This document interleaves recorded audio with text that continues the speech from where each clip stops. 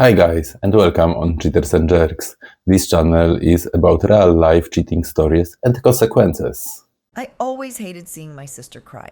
It used to make me feel like the worst person in the world, even when I had nothing to do with it. But today, her tears only made me feel numb. I watched her slump on the couch, wiping her eyes with the back of her hand, her voice cracking as she talked about Alex. I made a mistake, Carly, Laura sobbed, her voice hollow. I don't even know why I did it. I love him. I really do. But I also wanted to have fun with a few more guys. You know, Alex was my first, and I didn't want to die with tasting only one guy in my life. I forced myself to nod, trying to look sympathetic, but all I could think about was Alex, about his haunted eyes when I met him for coffee just a few days ago, about the way his hand lingered on mine as he thanked me for being there for him. There was something raw and desperate in his touch that made me shiver. Laura kept talking, spilling her remorse, her regrets, her tears. She looked like a mess, her makeup smeared, hair tangled, dressed in an old sweater. She wasn't the polished, perfect sister I had grown up idolizing. This was a new side of her, broken, vulnerable, and, if I was honest with myself, a little bit pathetic. I squeezed her shoulder, feigning comfort. "You need to talk to him, Laura," I said softly. "Maybe it's not too late." She shook her head, her tears spilling over again. "He won't even look at me, Carly. He's so angry. I don't think he'll ever forgive me." The words should have tugged at my heartstrings, but instead, they filled me with a cold satisfaction. Good, I thought. He shouldn't forgive you. That night, after Laura went to bed, I couldn't stop thinking about Alex. I replayed our conversation in my head, the way he had looked at me, like I was the only thing keeping him afloat. It was intoxicating, being the one he turned to, the one he needed. For once, I wasn't just the little sister living in Laura's shadow. I was someone important, someone desired. My phone buzzed on the nightstand, pulling me from my thoughts. It was a text from Alex. "Can't sleep, thinking about you." My breath caught in my throat. I stared at the message, feeling a rush of heat surge through me. I knew this was wrong. This was Laura's husband, the man she was sobbing her heart out over just hours ago. But as I typed out a response, I realized I didn't care. "I'm thinking about you too," I replied. The next morning, guilt gnawed at me like a dull ache. I couldn't look Laura in the eye as she made coffee in the kitchen, her back turned to me. I knew what I was doing was twisted, but a part of me felt justified. Laura had betrayed Alex first. She had ruined her marriage. Wasn't I just picking up the pieces? I had to see him again. I needed to know if the connection I felt was real, or if it was just a figment of my imagination. So, when Alex suggested we meet for coffee again, I didn't hesitate. The cafe on Main Street was quiet when I walked in, the soft hum of conversation blending with the hiss of the espresso machine. Alex was already there, sitting at a small table by the window, staring into his cup. He looked tired, the shadows under his eyes darker than the last time I saw him. But when he looked up and saw me, his face softened. "Carly," he said, standing up to hug me. "I'm so glad you came." His arms wrapped around me, holding me close, and for a moment I forgot everything else.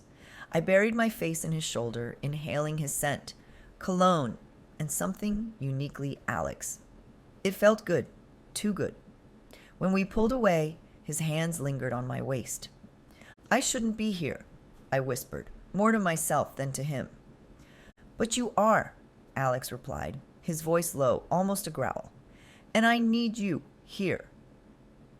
We sat down, but I couldn't focus on the coffee or the small talk. There was a tension between us, like a taut wire that could snap at any moment.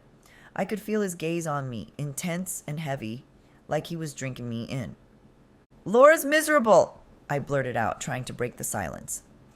Alex's jaw clenched, a muscle ticking in his cheek. "Good," he said flatly. "She should be." The harshness in his voice startled me, but I couldn't help the flicker of satisfaction I felt.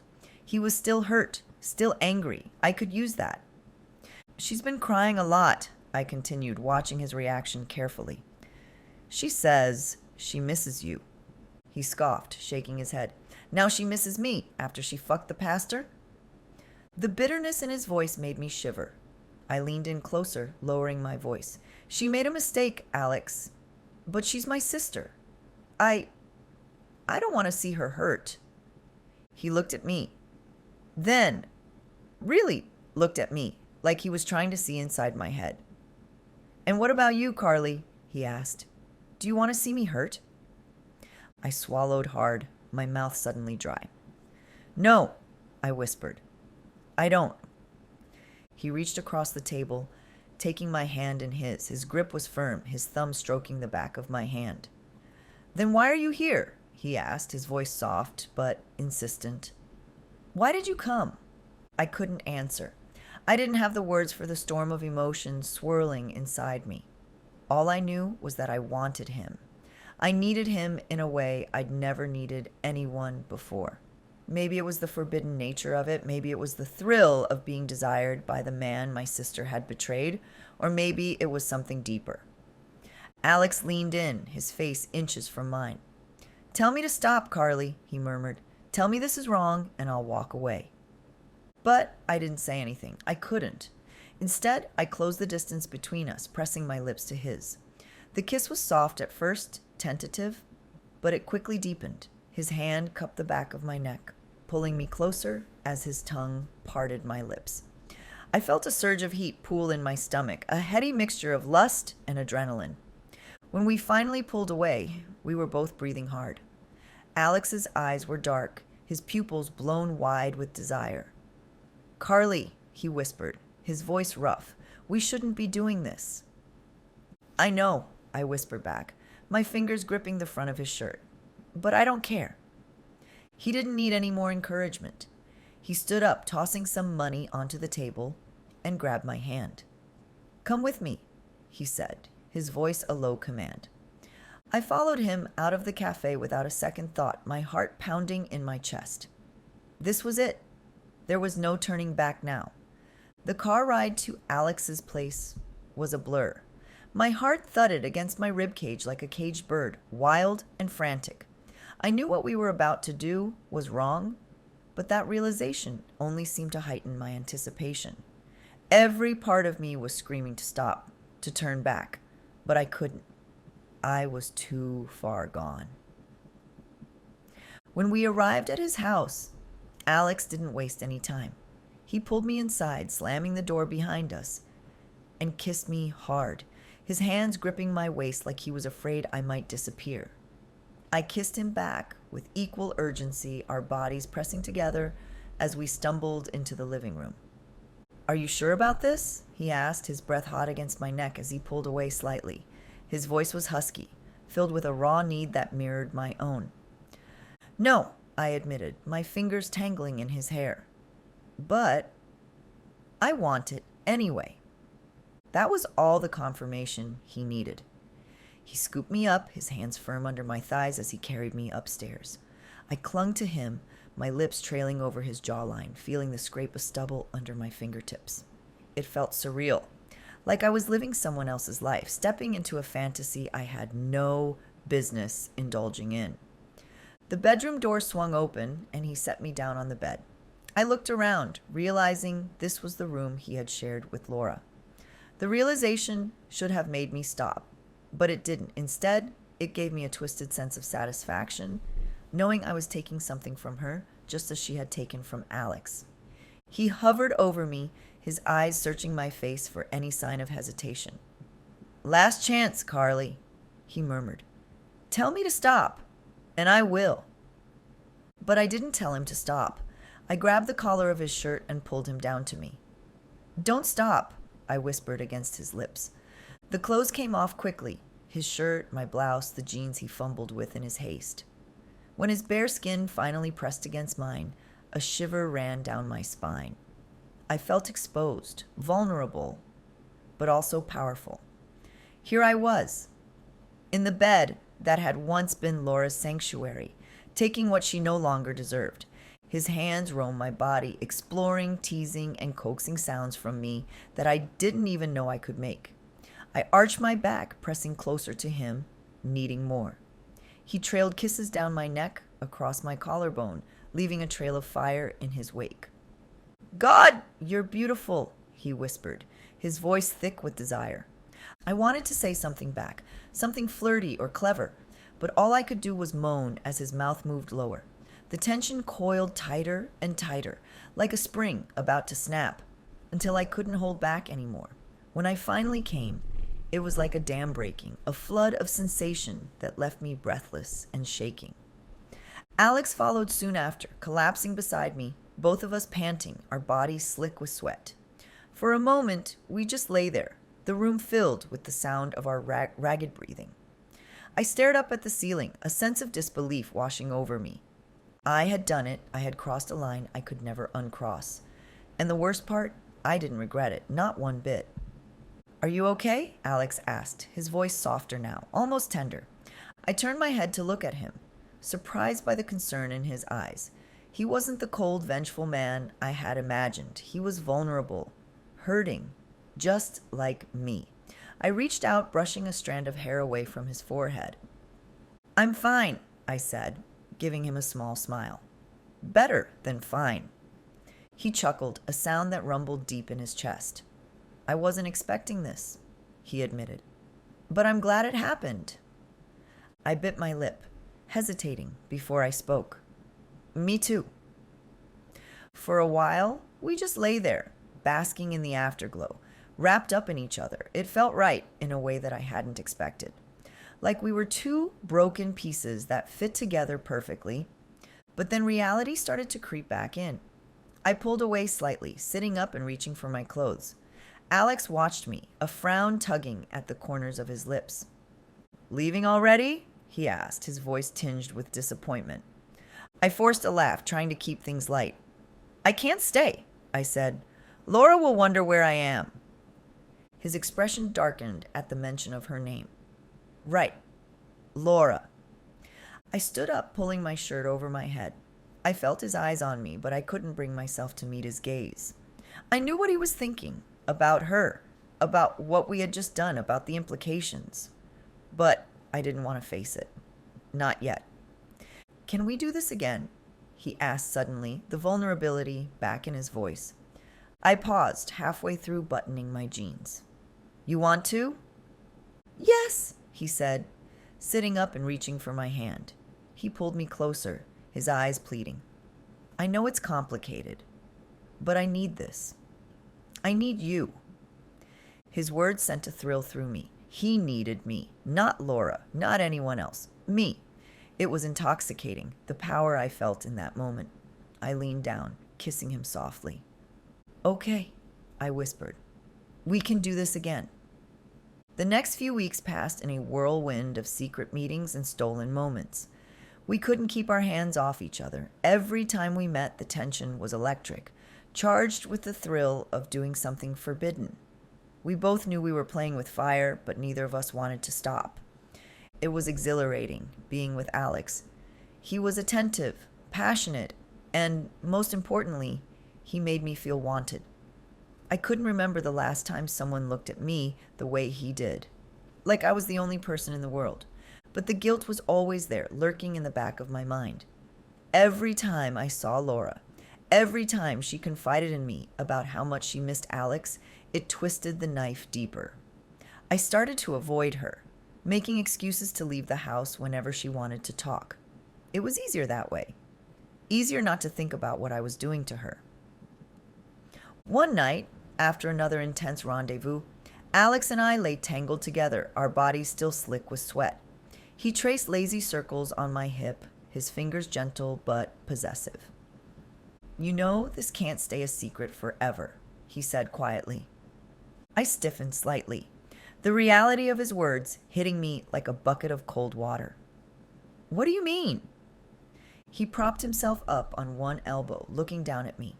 "Laura's going to find out eventually. I don't want to hide this anymore, Carly. I want her to know." My heart skipped a beat. "You want her to know about us?" "Yes," he said firmly. "She needs to know what it feels like. She needs to know what it's like to lose." I swallowed hard.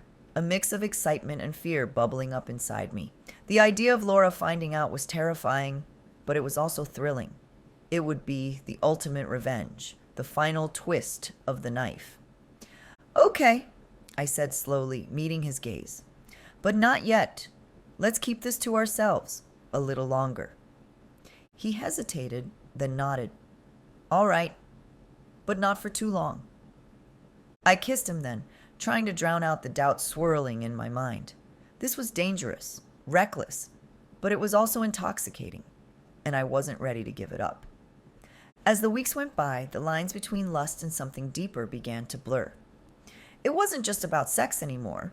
We talked, we laughed, we shared secrets. It felt like we were building something real, something lasting. But in the back of my mind, I knew it couldn't last. This was a ticking time bomb, and it was only a matter of time before it exploded. I just hoped I'd be ready when it did. The guilt was like a shadow, following me everywhere I went. Every time Laura looked at me with those sad, pleading eyes, a part of me cringed. I avoided her as much as I could, throwing myself into work, spending more time with friends, and of course meeting Alex. It was easier than facing the truth of what I was doing to my sister, but the more time I spent with Alex, the less I cared about the guilt. He had become an obsession. I craved him like a drug, each encounter leaving me wanting more. It wasn't just the sex, though that was incredible. It was the way he looked at me, the way he made me feel seen. For once, I wasn't Laura's little sister. I was Carly, and I mattered. One night, as we lay tangled together in his bed, the sheets twisted around our bodies, he turned to me with a serious look in his eyes. "Carly," he said softly, brushing a strand of hair away from my face, "I want to take this to the next level." I frowned, not sure what he meant. "What do you mean?" He took a deep breath, his fingers tracing circles on my bare shoulder. "I don't want to keep sneaking around anymore. I want Laura to know." His words hit me like a punch to the gut. My stomach twisted into knots, the guilt flaring up again. "You want her to find out?" I whispered. "Yes," he said, his voice firm. "She deserves to know. And I want her to feel what I felt. The betrayal. The pain. It's only fair." I bit my lip, unsure of how to respond. Part of me agreed with him. Laura had betrayed Alex in the worst way possible, and she deserved to feel the consequences. But another part of me, a smaller, softer part, couldn't help but think about the look on her face when she found out. The heartbreak, the devastation. Did I really want to be the one to inflict that kind of pain on my own sister? "Are you sure about this?" I asked, my voice barely above a whisper. Alex's eyes softened, and he cupped my face in his hands. "I'm sure, Carly," he said gently. "But I need to know that you're with me on this. I can't do it alone." I stared at him, my heart pounding in my chest. I knew I was crossing a line I could never uncross. But when I looked into his eyes, filled with a mix of pain and determination, I realized that I didn't care. I wanted this. I wanted him. And I wanted Laura to know it. "I'm with you," I whispered back. He kissed me then, slow and deep, sealing our pact. The next day, I couldn't shake the feeling that something big was about to happen. I was on edge all morning, snapping at my coworkers and fidgeting through meetings. My phone buzzed in my pocket, and I pulled it out, half expecting a message from Alex. But it wasn't Alex, it was Laura. "Can we talk? I really need to see you." I stared at the message, a pit forming in my stomach. I didn't want to see her. Didn't want to hear her cry about how much she missed Alex when I was the one who had been in his bed just last night. But I knew I couldn't avoid her forever. "Sure," I texted back. "I'll be home tonight." I spent the rest of the day in a haze, my nerves frayed. By the time I got home, it was late. Laura was sitting on the couch, her eyes red and puffy from crying. She looked up when I walked in, her face crumpling, like she was barely holding it together. "I don't know what to do, Carly," she whispered. "I've called him 100 times, but he won't answer. He's blocked me on everything. I miss him so much. I forced myself to sit down beside her, though every part of me wanted to get up and leave. I'm sorry, Laura, I said quietly. It was the most I could offer her. She grabbed my hand, her grip tight, desperate. I just wish I could fix things. I know I messed up, but I love him, Carly. I love him so much. The words hit me like a slap in the face. I clenched my jaw, pulling my hand away from hers. If you loved him, you wouldn't have cheated on him, I snapped before I could stop myself. Laura recoiled like I'd struck her. For a moment, there was silence, thick and suffocating. Then her face crumpled and she broke down in sobs. I stood up, unable to bear the sound of her crying. I need some air, I muttered, grabbing my keys and heading for the door. I drove to Alex's house, my mind racing. I couldn't shake the image of Laura's tear-streaked face, the raw anguish in her eyes. Maybe this was a mistake. Maybe we were going too far. But when I walked into Alex's house, all my doubts melted away. He was waiting for me, his arms open, and I fell into them without hesitation. He held me close, his chin resting on top of my head, and I felt the tension drain out of me. I can't do this anymore, I whispered against his chest. I can't keep lying to her. He pulled back, cupping my face in his hands. Then let's tell her, he said simply. I looked up at him, searching his eyes for any sign of hesitation. But there was none. He was sure. He wanted this as much as I did. Okay, I agreed. Let's do it. 2 days later, I invited Alex over to the house I shared with Laura. It was reckless, dangerous, but that was part of the thrill. I wore a thin tank top and shorts, something casual, but just revealing enough to make it clear what was going on. When he arrived, I pulled him inside without a word, kissing him fiercely. Are you ready?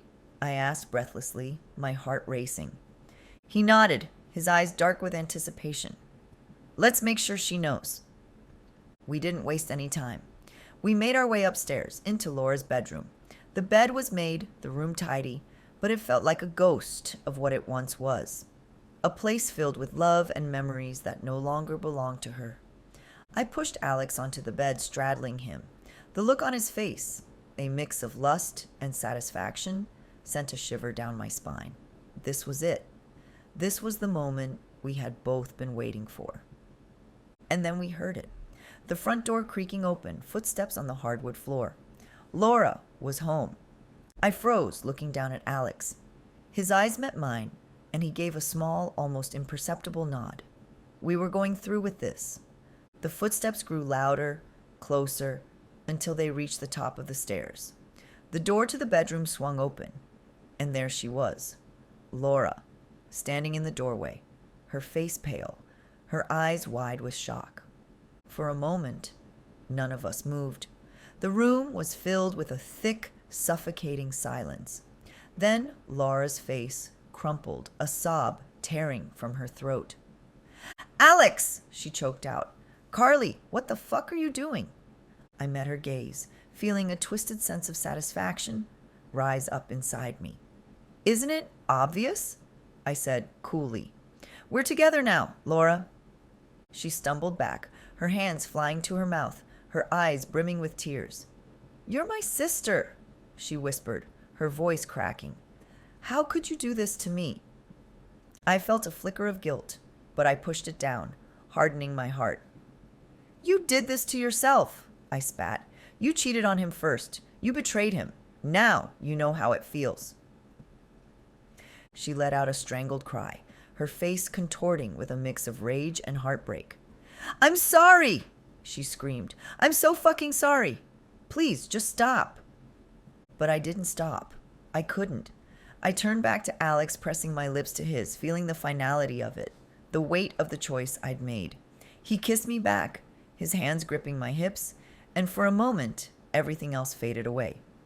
When I pulled back, Laura was gone. I heard the front door slam, her sobs echoing down the hallway as she fled the house. The bomb had gone off, and there was no taking it back. I had destroyed everything. The thrill of the revenge had given way to a hollow emptiness, a realization that I had crossed a line I couldn't uncross. Alex pulled me close, his arms wrapping around me, but it didn't bring me any comfort. I felt cold, like I was standing in the aftermath of a storm, surrounded by the wreckage of what once was. I had won, but it didn't feel like a victory. The silence after Laura left was suffocating. I lay there in Alex's arms, staring up at the ceiling, the sounds of her sobs still ringing in my ears. It was over. We had done it. We had shattered her world, left her broken and alone. This was the revenge we'd planned for. So why did I feel like I was the one who had lost everything? Alex stroked my hair, his touch soothing, but I couldn't shake the coldness that had settled deep in my chest. "It's done," he murmured. "She knows." "Yeah," I whispered back, but my voice sounded hollow. "She knows." He kissed my forehead, pulling me closer, but his warmth didn't reach me. I felt numb, like I was trapped underwater, the sounds and sensations muffled and distant. I had wanted this, hadn't I? To see Laura hurt, to make her feel the pain she had inflicted on Alex? So why did it feel like I was the one bleeding? "I should go," I said abruptly, sitting up and pulling away from him. The bed felt like it was closing in on me, the air too thick to breathe. "Carly, wait," Alex said, reaching for me, but I was already on my feet, grabbing my clothes and yanking them on. "I just need some space," I muttered, avoiding his eyes. He didn't say anything, just watched me, a frown creasing his forehead.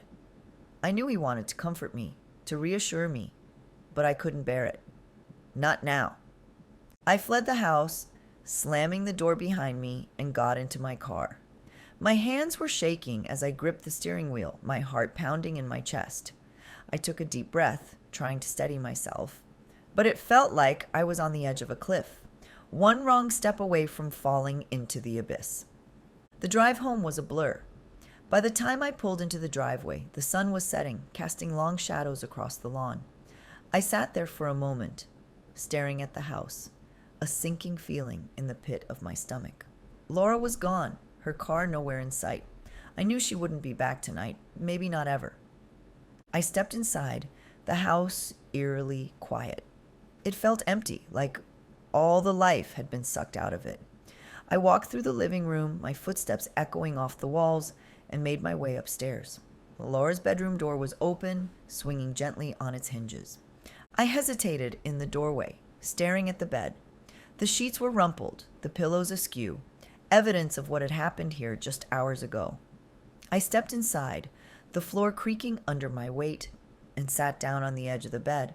It still smelled like her, a faint hint of her perfume lingering in the air. I buried my face in my hands, a sob tearing from my throat. What had I done? The next few days passed in a haze. I went through the motions of my routine, but everything felt distant, like I was moving through a fog. I didn't hear from Laura, and I didn't try to reach out. What would I even say? How could I begin to explain what I had done? Alex texted me a few times, asking if I was okay, if I wanted to see him. I ignored most of his messages. I wasn't ready to face him, to face what we had done together.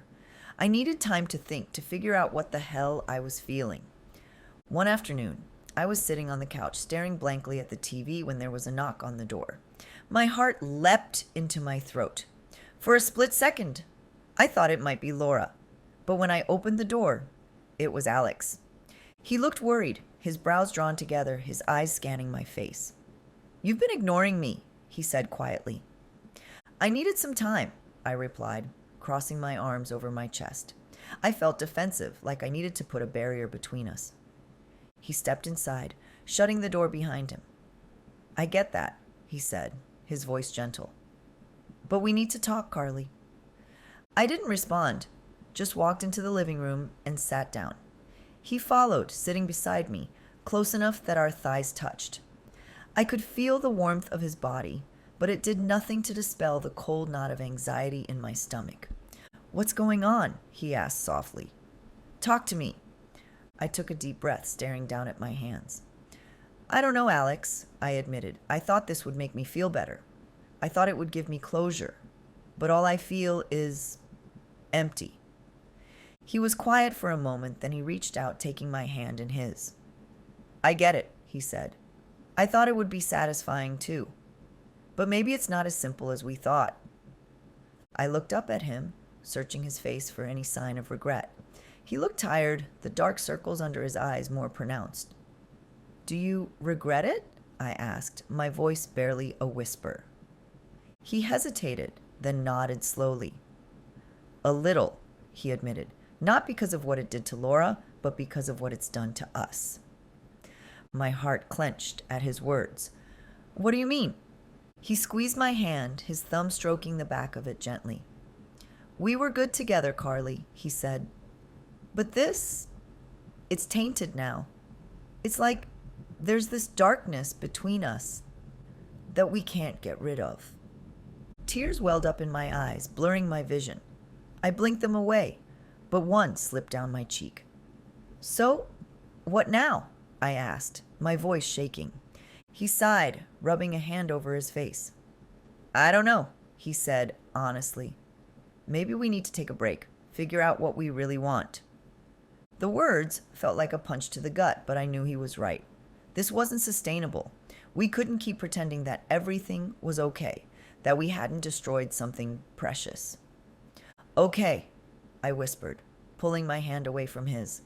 Maybe that's for the best. He stood up, looking down at me with a sad smile. I'll give you some space, he said. But if you ever need me, I'm here. You know that, right? I nodded, unable to speak. He leaned down, kissing my forehead gently, then turned and walked out the door. As soon as he was gone, the tears came. I cried like I hadn't cried in years, sobs racking my body, leaving me gasping for breath. It felt like everything was crumbling around me, the walls of my life collapsing in on themselves. I had wanted revenge, but I hadn't anticipated the cost. A week later, I got a text from Laura. We need to talk. I stared at the message for a long time, my fingers trembling over the screen. Part of me wanted to ignore it, to pretend like she didn't exist, but I knew I couldn't avoid her forever. Okay, I replied. Come over.